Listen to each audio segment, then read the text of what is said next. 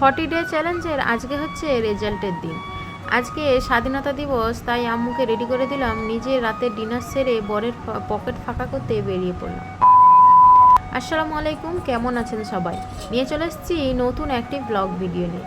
আমি আম্মুর অ্যান্ড আব্বুর আম্মি। হ্যাপি ইন্ডিপেন্ডেন্স ডে সবাইকে। এই বছরের স্বাধীনতা দিবসের অনেক অনেক শুভেচ্ছা। 90 ডে চ্যালেঞ্জের আজকে হচ্ছে ডে 26। যেহেতু আজকে স্বাধীনতা দিবস, সকালেই স্কুল হবে, সেই জন্য আম্মুকে ঘুম থেকে তুলে রেডি করে দিয়েছি।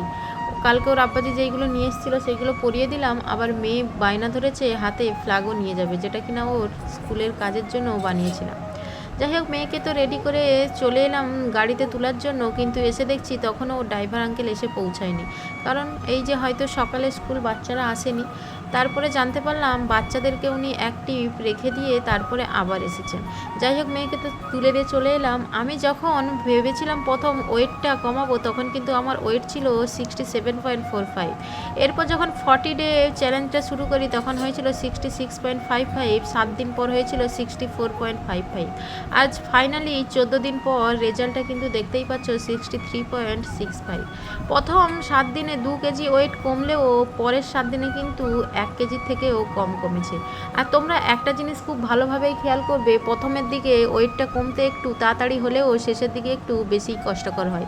তারপরে কি বলতো, প্রথম 7 দিনে আমি প্রতিনিয়ত ওয়েটটা চেক করতাম, সেই মতোই কিন্তু খাওয়া দাওয়া হতো। যেহেতু পরের 7 দিনে প্রত্যেক দিন ওয়েটটা চেক করা হয়নি, খাওয়া দাওয়ার কিন্তু অনেকটাই গন্ডগোল হয়েছে। যাই হোক, 3 কেজি মতো কমেছে, এটা দেখে কিন্তু আমি অনেকটা সন্তুষ্ট হলাম। কারণ সচরাচর এতটা কমা সবার পক্ষে সম্ভব হয় না। যেহেতু আমি বেস্ট ফিডিং করা মাম, তার জন্য কিন্তু আমার অনেকটা হেল্প হয়েছে, আর তার জন্যই কিন্তু অনেকটা আমার ওয়েটও লস হয়েছে। আর সত্যি কথা বলতে, আমি খাওয়া দাওয়া কমিয়েছি এটা যেমন বড় কথা, তার থেকেও বড় কথা হচ্ছে আমি আমার নিজের প্রোটিনটা কিন্তু ভুলেই যাইনি। কারণ এই প্রোটিনটা যদি না ভুলে যেতাম, তাহলে কিন্তু আমার ছেলে যে এই বেস্ট মিল্ক করছে সেটা হয়তো ঠিকমতো সাপ্লাই পেতো না। আমি সেই জন্য সব সময় চেয়েছি আমার মিলে কিছু থাক না থাক, প্রোটিনটা যেন মাস্ট থাকে। এই ধরুন, আজকে ব্রেকফাস্টে খেয়েছিলাম কিন্তু চানা চাট, যেটা কিনা পুরো প্রোটিনে সমৃদ্ধ। আর এই রকম চানা চাট প্রথম থেকেই আমার খুবই পছন্দ।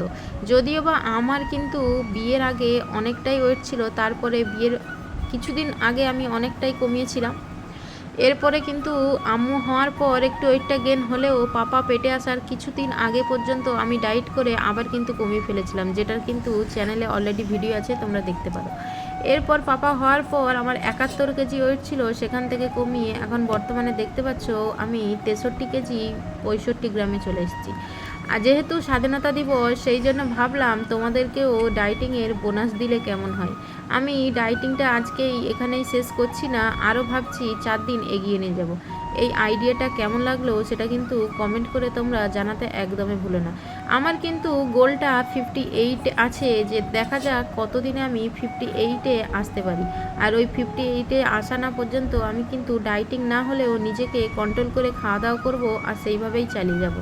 যাই হোক, যেহেতু আজকে স্বাধীনতা দিবস, বড় স্কুল থেকে চলে এসছে, সেই জন্য আজকে দুপুরের লাঞ্চটা কিন্তু সবাই একসঙ্গে করলাম। আর লাঞ্চে দেখতেই পাচ্ছ কি আছে, মাছের একটা তরকারি, লাউ ভাজা, সঙ্গে কিন্তু উচ্ছে আলু ভাজা, আর আম কেটেছিলাম, যেটা কিনা ওরা খেয়েছে, আমি কিন্তু খাই না। সন্ধ্যাবেলাতে টিফিনে খেয়েছিলাম 1 কাপ ব্ল্যাক কফি, সঙ্গে কিন্তু ছোলা ভাজা। আর এই ব্ল্যাক কফি এক প্রকারের হচ্ছে পয়জন ভাবতে পারো। আর এই পয়জনটাকে যারা একবার ভালোবাসতে পারবে, তারা নিশ্চয়ই ডায়েটিং করতে পারবে। রাতের ডিনারে খেয়েছিলাম হাফ বাটি মতো ডাল, একটা ডিম সিদ্ধ, সঙ্গে খানিকটা স্যালাড। আর এইভাবে ডিনার করার পর কিন্তু একদমই খিদে লাগে না, কারণ প্রোটিনটা সম্পূর্ণ পরিমাণে পাচ্ছে। আর আমি কিন্তু চেষ্টা করি অনেকটা করে পানি খাওয়ার, তার জন্য আমার কিন্তু খিদেটা লাগে না। যাই হোক, খাওয়া দাওয়া করেই কিন্তু বেরিয়ে পড়েছিলাম একটু শপিং করার উদ্দেশ্যে। তোমরা খেয়াল করে দেখবে, আমি কিন্তু অনেক দিন যাবৎ শপিং করতে বেরোইনি। এমনটা নয় যে শপিং করতে বেরোইনি মানে কেনাকাটা হয়নি, কেনাকাটা হয়। আমি দোকানে আসি না, কিন্তু ওই যে যাইদেরকে বলি ওনারা নিয়ে যে দেয়, তখন কিন্তু কেনা হয়ে যায়। আজকে ফাইনালি আম্মুর প্যান্টি কেনার ছিল, সেই জন্যই কিনতে এসেছিলাম। আর সত্যি মেয়েদেরকে বাজার করতে নিয়ে আসতে নেই, সেটা কিন্তু বারবার প্রমাণিত হয়। মেয়ের জন্য প্যান্টি আনতে এসে কত কি কিনা হয়ে চলে এসছে দেখো। শুধু যে মেয়ের জন্য প্যান্টি কিনেছি তা নয়, বরের জন্য কয়েকটা জিন্স প্যান্ট নিয়েছি, মানে 2 রকম প্যান্ট নিয়েছি। একটা হচ্ছে কটন জিন্স, আর একটা নর্মাল জিন্স, দুটাই কিন্তু স্ট্রেচেবল।